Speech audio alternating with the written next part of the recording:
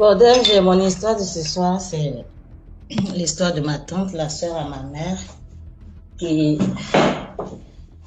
qui était la première femme de son mari. Et quand le monsieur a eu sa retraite, ils sont rentrés au village. Étant au village, le tonton en question, il se sent encore très jeune. Il n'est pas jeune, hein, mais tu sais, quand les parents arrivent au village, là, c'est les anciens boss, donc ils deviennent encore plus jeunes. L'oncle, il prend encore 2 femmes à l'appui. Allô, vous m'entendez? Oui, oui, très bien. D'accord. Il a pris 2 femmes en plus de ma tante. Et les 2 femmes aussi, elles ont eu des enfants. Ma tante, elle a eu 5 enfants avec lui. Et Dieu a tellement béni. Les enfants ont commencé à... Chacun passe son concours, ça marche. Mais, grande fut notre surprise quand un admet à son concours, dès qu'il commence à travailler, ce dernier décède. Et la famille se réunit, on fait les funérailles, après les funérailles encore. 2 ans, 3 ans plus tard, quand un autre encore admis à son concours, encore la mort. Donc ma tante dit, mais qu'est-ce qui se passe? Pourquoi à chaque fois ce sont mes enfants? Quand c'est comme ça, la famille, tout le monde te regarde. Et puis dans un foyer de polygamie, ça devient autre chose. Donc ma tante a dit, mais ça, je comprends pas. En 6 ans, elle a perdu 3 enfants. Il lui reste que 2.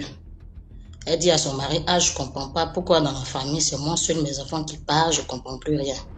Je veux qu'on parte quelque part, si c'est pour faire des prières ou bien aller voir quelqu'un, je sais pas.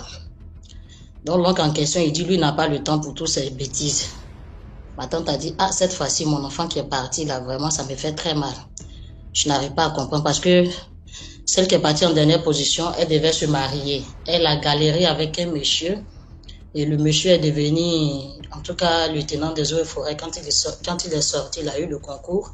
Il a dit à ma cousine, bon, vraiment, tu m'as beaucoup soutenu dans mes moments de difficulté. J'aimerais t'épouser maintenant. Et à 1 semaine de son mariage, elle décède. Ah, la famille se réunit. Les gens ont commencé à parler, mais la femme, là, pourquoi est-ce que ce sont ses enfants seulement qui parlent? On ne comprend pas.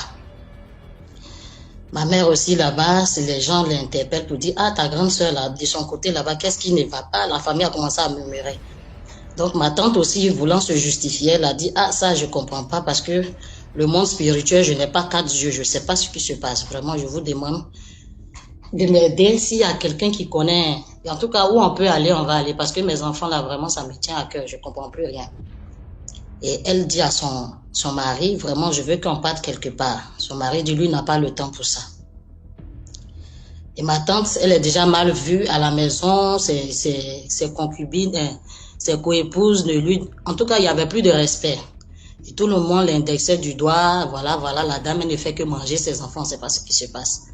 Un matin, ma tante allait prendre, comment on appelle ça, mélanger le javel et comment on appelle ça, les trucs de souris là. Elle a tout mélangé, elle a bu.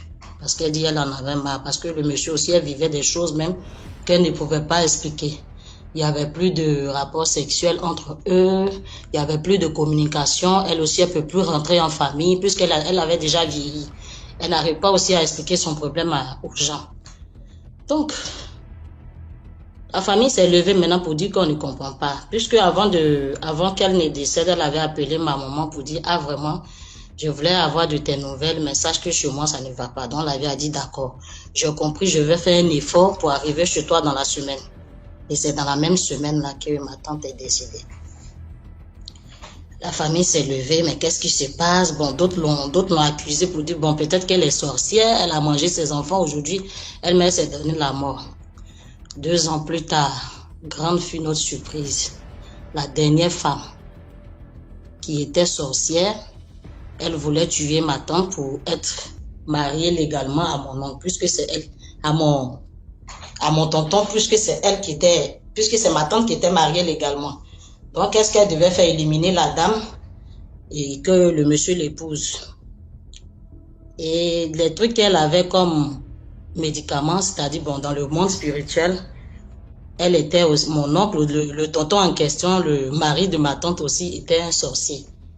Et ce sont les deux qui se sont associés et ont commencé à manger les enfants de ma tante.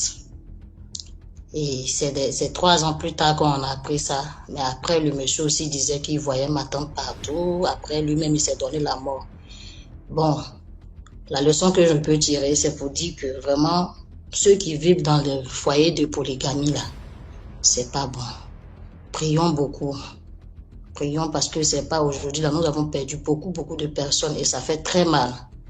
Et ça a même joué aussi sur moi quand quand j'ai commencé à chercher garçon. J'ai rencontré un monsieur et ça allait très bien. Après, grande fille m'a surprise. Il m'a dit qu'il avait une épouse. Il m'a pas dit, j'ai appris, je l'ai laissé. C'est pour dire aux jeunes filles maintenant que quand vous voyez ce genre de truc là, vraiment quitter ces foyers là parce que c'est pas normal. Parfois, tu n'as pas envie de faire du mal, mais la coépouse aussi, elle va vouloir te faire du mal. Donc, c'est ma leçon que je voulais tirer. J'ai beaucoup d'autres histoires. Je préfère en rester là pour que les autres aussi puissent monter. Bonne soirée à Merci tout le beaucoup, monde. Abondance, pour l'histoire. Merci.